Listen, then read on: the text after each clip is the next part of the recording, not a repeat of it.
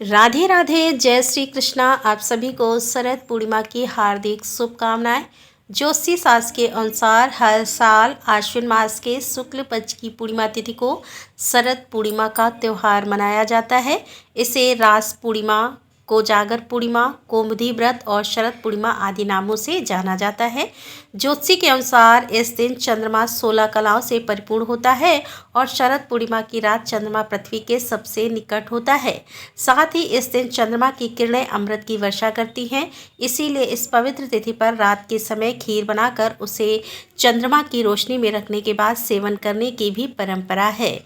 शरद पूर्णिमा पर स्नान और दान का विशेष महत्व होता है। इसके अलावा इस दिन माँ लक्ष्मी जी, भगवान विष्णु, देवराजेंद्र, कुबेर देवता की पूजा की जाती है। व्रत रखा जाता है। मानता है कि इससे भक्तों के घर में धन की कमी नहीं होती और क्योंकि इस दिन को कोजागर पूर्णिमा के नाम से भी जाना जाता है। मान्यता है कि इस दिन माँ लक्ष्मी जी अपने वाहन उल्लू पर सवार होकर रात के समय भ्रमण करती हैं और ऐसे में जो भक्त रात्रि जागरण कर रहे होते हैं, माँ लक्ष्मी जी का पूजन कर रहे होते हैं, उन्हीं को माँ लक्ष्मी जी की विशेष कृपा प्राप्त होती है। और इस बार साल 2025 में तो शरद पूर्णिमा की तिथि 2 दिन पड़ रही है और पूर्णिमा तिथि पर इस बार भद्रा भी रहने वाली है और यह भद्रा सभी प्रकार के शुभ और मांगलिक कार्यों के लिए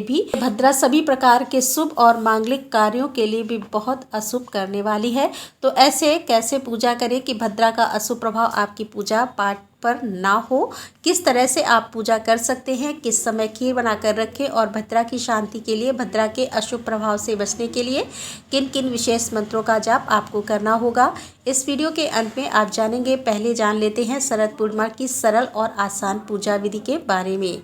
पूर्णिमा तिथि के दिन हो सके तो ब्रह्म मुहूर्त में उठकर किसी पवित्र नदी में, जलाशय, कुंड या तालाब में स्नान करें और उसके बाद आप सूर्य देवता को अर्घ दें। यदि पवित्र नदी में डुबकी लगाना संभव ना हो तो घर पर ही नहाने के पानी में गंगा जल मिलाकर पहले तुलसी जी की जड़ की थोड़ी सी मिट्टी अपने शरीर पर, अपने माथे पर लगाकर फिर स्नान करें।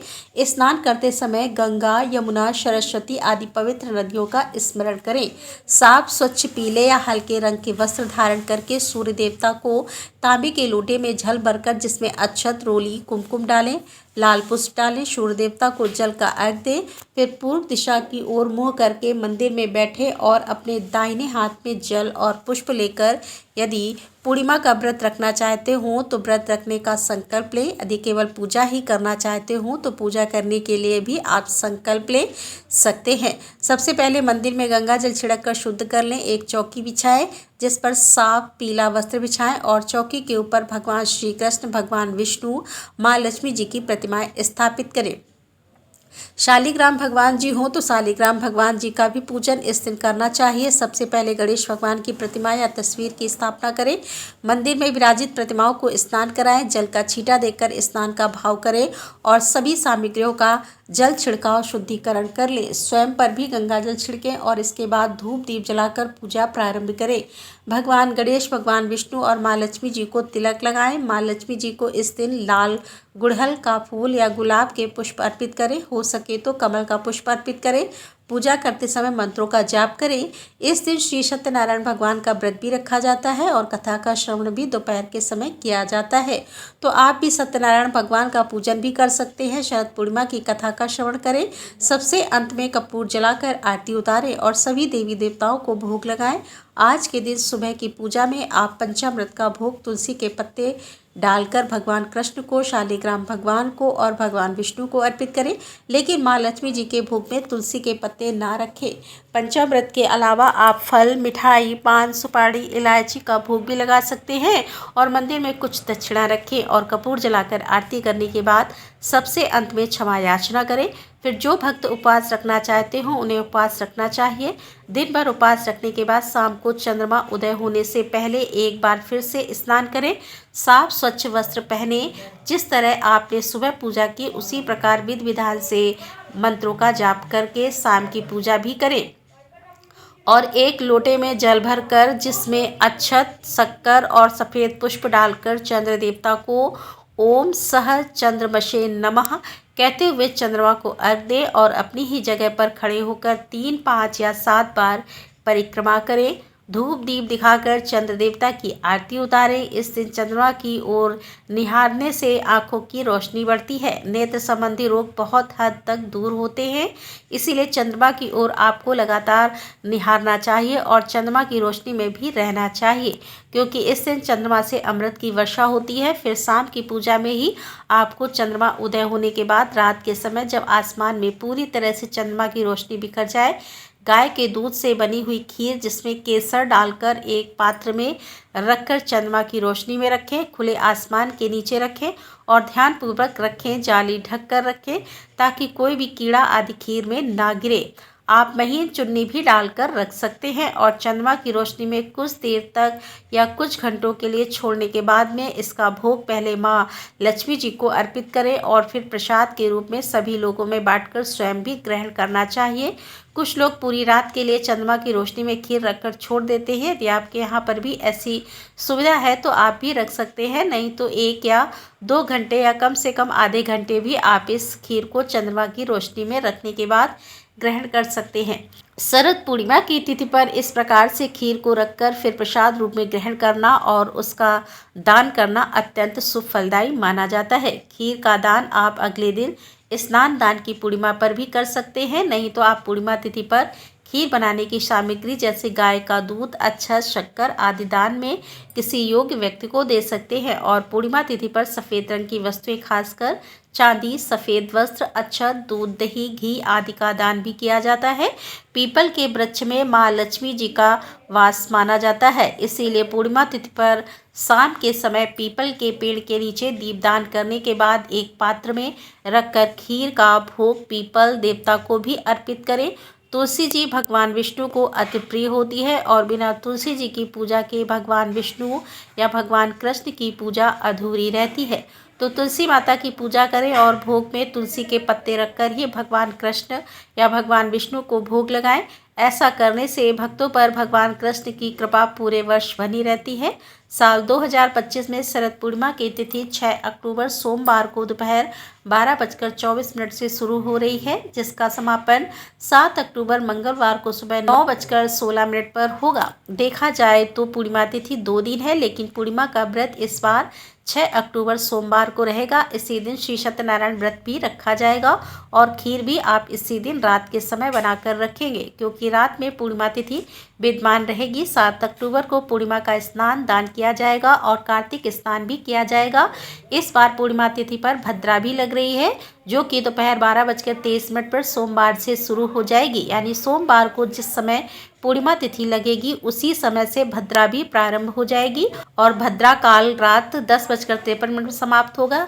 तो देखा जाए तो लगभग आधे दिन तक भद्रा काल रहने वाला है। इस बार भद्रा का वास मृत्युलोक में रहेगा और जब मृत्युलोक में भद्रा का वास होता है तो सभी प्रकार के जितने भी शुभ मांगलिक कार्य हैं उन सभी को करना वर्जित बताया जाता है। लेकिन पूजा पाठ संबंधी कार्य भद्रा के समय में भी किए जा सकते हैं। भद्रा काल के दौरान मुख्य रूप से मुन्नन संस्कार, विवाह संस्कार, गृह आरंभ, कोई नया व्यापार या गृह प्रवेश करना या शुभ यात्रा करना, शुभ उद्देश्य के किए जाने वाले सभी कार्य या खास तौर पर पूर्णिमा के दिन रक्षाबंधन आदि त्योहारों को मनाना शुभ नहीं माना जाता, जब भद्रा का वास मृत्युलोक में रहता है। लेकिन पूजा पाठ तो हम पूर्णिमा के दिन करते हैं या खीर बनाकर चंद्रमा की रोशनी में रखते हैं, इस तरह के कार्य हम कर सकते हैं। फिर भी जो लोग भद्रा का बहुत विचार मानते हों वे रात 10:53 के बाद से चंद्र देवता को अर्घ्य देकर चंद्रमा की रोशनी में खीर को रख सकते हैं। और जो लोग ऐसा भी नहीं करना चाहते उन्हें 7 अक्टूबर मंगलवार को ब्रह्म मुहूर्त के समय, जिस समय आकाश में चंद्रमा भी विद्यमान हो, सुबह सुबह का जब अंधेरा होता है उस समय में भी आप खीर बनाकर चंद्रमा की रोशनी में 1-2 घंटे के लिए छोड़ सकते हैं। ध्यान रखिएगा सुबह 7:21 पर चंद्रमा अस्त हो जाएंगे और वैसे भी जब सुबह का उजाला फैलने लगे उससे पहले ही आपको खीर हटाकर रख लेनी है और प्रसाद के रूप में सभी लोगों में बांटकर खुद भी ग्रहण करनी है। लेकिन इस खीर को ग्रहण करने से पहले भगवान विष्णु और माँ लक्ष्मी जी को भोग लगाना आवश्यक होता है।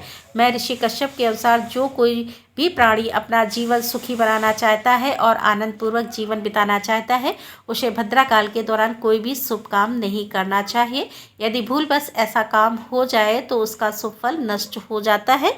अगले दिन आप शुभ काम कर सकते हैं, क्योंकि 7 अक्टूबर मंगलवार को राहु काल के समय को छोड़कर पूर्णिमा तिथि समाप्त होने से पहले आप जो भी शुभ काम करना चाहते हो वह कर सकते हैं। पूर्णिमा तिथि के सभी शुभ मुहूर्त की जानकारी आपको हमारे चैनल पर अलग से वीडियो में दे दी गई है, आप उस वीडियो को देख सकते हैं। अब जान लेते हैं कि भद्रा काल के समय आप किन किन विशेष नामों का जाप कर सकते हैं। भद्रा के नामों का या भद्रा का पूजन करने से भद्रा का अशुभ प्रभाव जीवन पर नहीं पड़ता। तो इस बार भद्रा के अशुभ प्रभाव से बचने के लिए सुबह जल्दी उठकर भद्रा के 12 नामों का स्मरण करना चाहिए। भद्रा के ये 12 नाम इस प्रकार है: धन्या, दधि, मुखी, भद्रा, महामारी, खराना, कालरात्रि, महारुद्रा, विष्टि, कुलपुत्रिका, भैरवी, महाकाली और असुर, क्षयकारी। भद्रा, भद्रा का वास स्वर्ग, पाताल या पृथ्वी यानी तीनों लोकों में होता है। जब भद्रा का वास पृथ्वी लोक पर होता है यानी मृत्यु लोक पर होता है तो इसे अशुभ माना जाता है, लेकिन जब भद्रा का वास स्वर्ग या पाताल लोक में होता है तो यह शुभ फलदायी हो सकती है। पौराणिक मान्यताओं के अनुसार भद्रा सूर्यदेव और उनकी पत्नी छाया की पुत्री थी। वह शनि देव की बहन भी थी और उनका स्वभाव भी शनि देव की तरह कठोर और क्रोधी माना जाता था। भद्रा का रूप भयावह बताया गया है। कुछ ग्रंथों में उन्हें कालवर्ण, लंबे बालों, बड़े दांतों और गधे के मुख वाली त्रिपात यानी 3 पैरों वाली कन्या के रूप में वर्णित किया गया है। उनका जन्म राक्षसों के संहार के उद्देश्य से हुआ था, लेकिन उनकी उद्दंड प्रकृति ने देवताओं और मनुष्यों के लिए ही समस्याएं खड़ी कर दी थी। भद्रा का नाम जो शाब्दिक रूप से कल्याणकारी का प्रतीक है, लेकिन यह उनके प्रभाव के विपरीत होता है। जन्म लेते ही भद्रा ने यज्ञों, पूजा पाठ और मांगलिक कार्यों में विघ्न डालना शुरू कर दिया। उनकी हरकतों से देवता, दानव और मनुष्य सभी परेशान हो गए।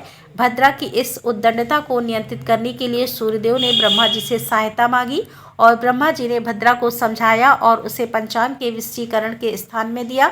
उन्होंने भद्रा से कहा कि तुम बव, बालक, कौलव आदि करण के अंत में निवास करने वाली हो। जो कोई तुम्हारे समय में गृह प्रवेश, विवाह, रक्षाबंधन जैसे शुभ कार्य करे तुम उसके कार्य में बाधा डालना। जो कोई तुम्हारा सम्मान ना करे उसके कार्य को नष्ट कर देना।